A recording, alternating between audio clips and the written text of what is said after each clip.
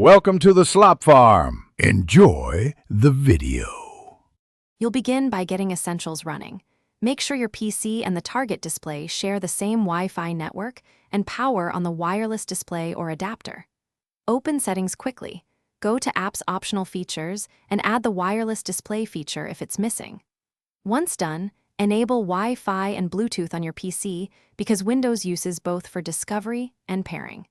Make sure firewall or guest network restrictions are off, and then move to the next step to discover the device. Now you'll make the actual connection.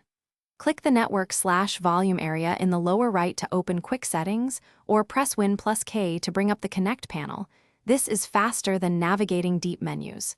Your display should appear under Available Displays. Select it. If a PIN or permission prompt appears on the TV or adapter, accept it. This establishes a secure link.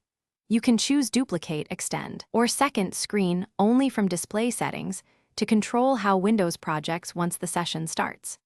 Finish by fine-tuning the experience. Open Settings System Display to set resolution, scaling, and projection mode so text and video look correct. If you notice lag, lower resolution or move to a 5 GHz band and minimize other Wi-Fi traffic. Physical distance and interference matter. If connection fails, restart the wireless display feature or reboot the PC and repair the device. This clears hung services. One key troubleshooting tip. Verify both devices run their latest firmware and Windows updates to avoid incompatibility.